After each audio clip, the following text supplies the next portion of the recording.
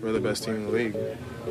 I feel like any team that thinks they're better than us, they should know when we step on the field that we're coming with relentlessness and we're coming to step on necks. Like, we're not here to play around. We're going to do the job and get the job done.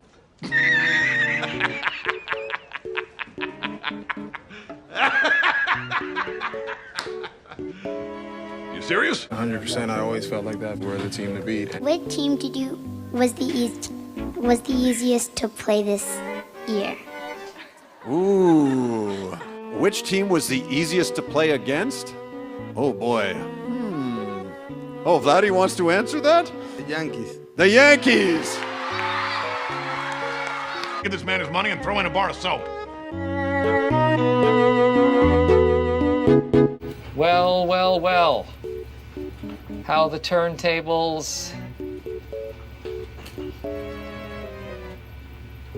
Thank you for being here. Subscribed or not, and if you haven't joined the 49% elite humans or the 200,000+ elite humans, consider hitting that button if you enjoy the videos. As when the Yankees lost the World Series last year in the humiliating way that they did, basically forgetting how to play baseball, it's just another year of a lot of nothing, really, or a year of a lot of success, but like, for what? This is the New York Yankees. Derek Jeter said it. I've never understood it. You know, well, it feels better because we made it to the World Series and lost. Why does it feel better? Well, there is something, you know, you've accomplished something by at least getting to the World Series. What did you accomplish? You lost. So Aaron Judge won his second MVP. Y'all won like 93 games and went to the World Series. That's great. But when you continuously choke in the postseason every year, for Yankees standards, that's a failure. Now, Judge and the Yankees did finally accomplish something they hadn't since I wasn't even 1 year old, and that's beat the Red Sox in a playoff series. Okay, congrats. But it's hard to take that seriously when you immediately get stomped on in Toronto for 2 games and have no other choice but to win 2 games in a row at home like you did against Boston. And to be fair, again, you did that. But it's hard to do that again when your starting rotation does this for the first 3 games.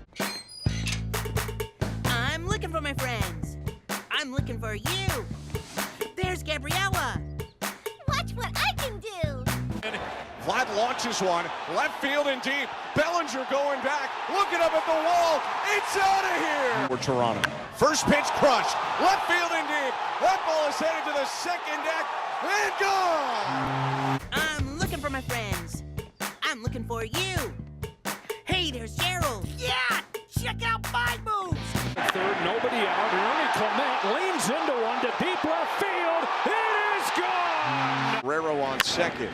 Down the line, a fair ball. Guerrero can walk home. 2 to Clement. It is into left field and a base hit.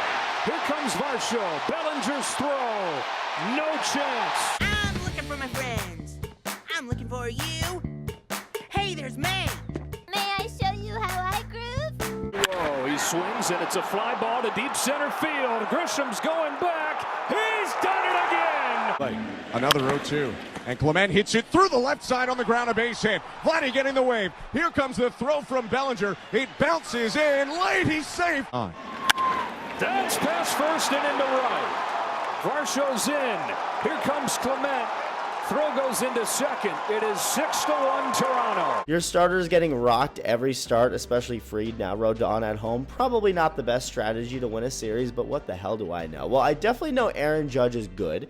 He slams this ball. Yankees get a run back. They get 2 back immediately after going down 6-1. Go to the 4th inning. Aaron Judge comes up with 2 runners on. He has a chance to tie this game. First pitch curve, foul ball. Next pitch one hundo down the dick. Can't touch this. I mean, he can't hit 100 right over the plate. He can't hit it if it's way inside, right?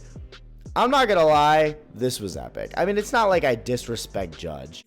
Aaron Judge is wife who can't not drink and drive. All right.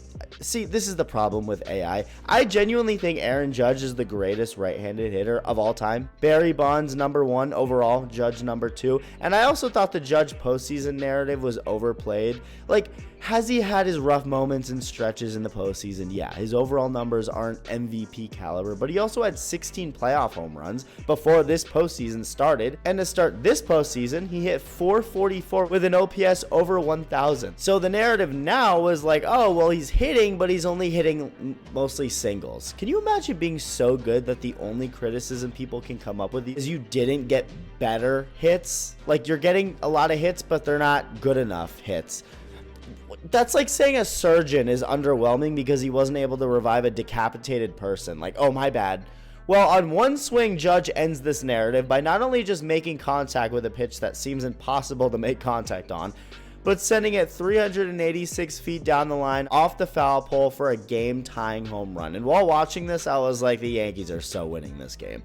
Then Jazz hammers one into the bleachers, and I was definitely like, yeah, the Yankees are so winning this game. I hate to admit it, but Jazz really does have aura. He'd have more if he switched jerseys, but hey, Yankees keep clawing away. They get a couple more runs. Meanwhile, their bullpen picks Rodon's stinky start up the best way imaginable. The bullpen combines for 6 1/3 innings of no runs allowed, one of those bullpen arms being Camilo Doval, who they traded for at the trade deadline, which prompted one of the most random drops of the century by the play-by-play announcer, Joe Davis. He just drops this in the middle of the game. Apparently, Doval has a lot of siblings.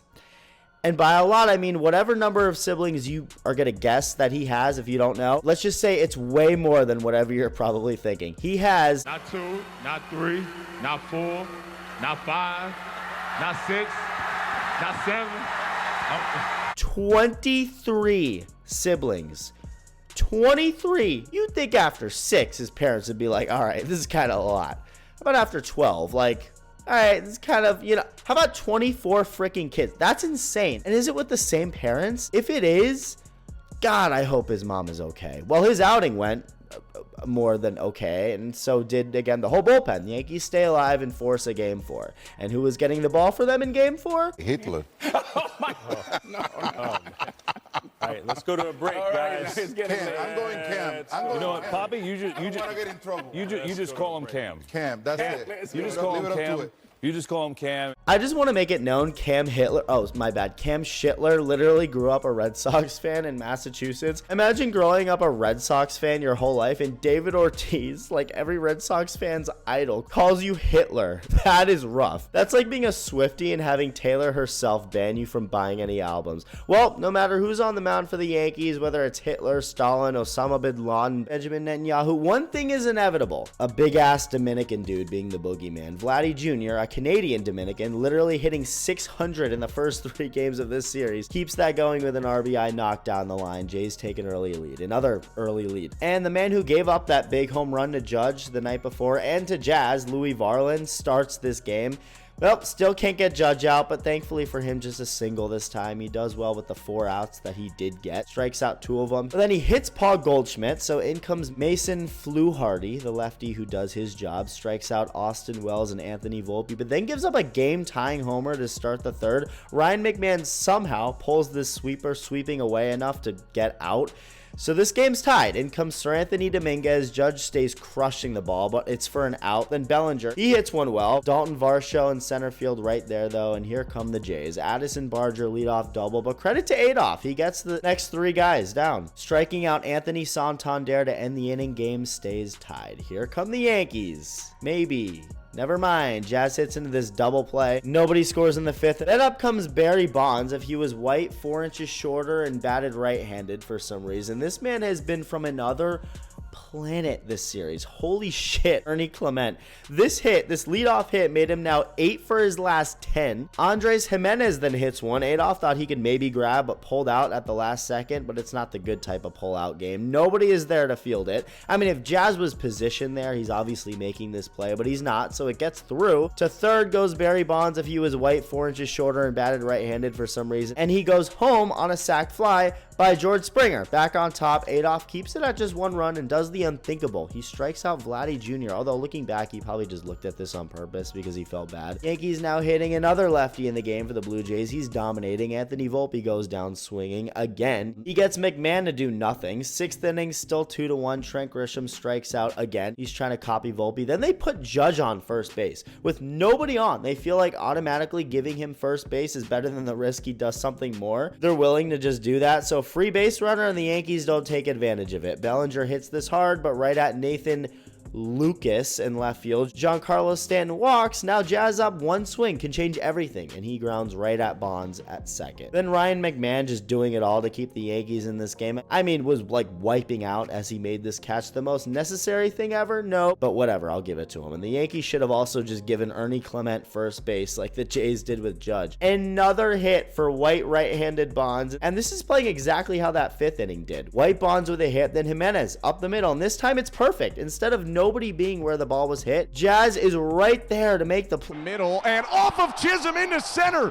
Clement races around second. He's into third, and moments after we praise the infield defense, Chisholm thinking about 2 before he got 1. Lets it slip into center. Adolph's night is done. In comes Devin Williams, who strikes out George Springer. Okay, that's huge. You're 1 out away from keeping this at just a 1-run deficit.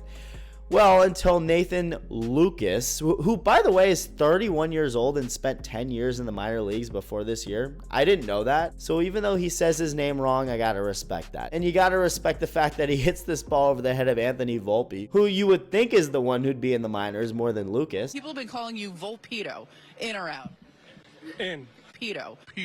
Base hit, 2-run score, 2 big insurance runs. It's 4-1 Jays. In comes the 6th Blue Jays pitcher, Brendan Little, walks Goldschmidt to start it off, which is just asking for a disaster.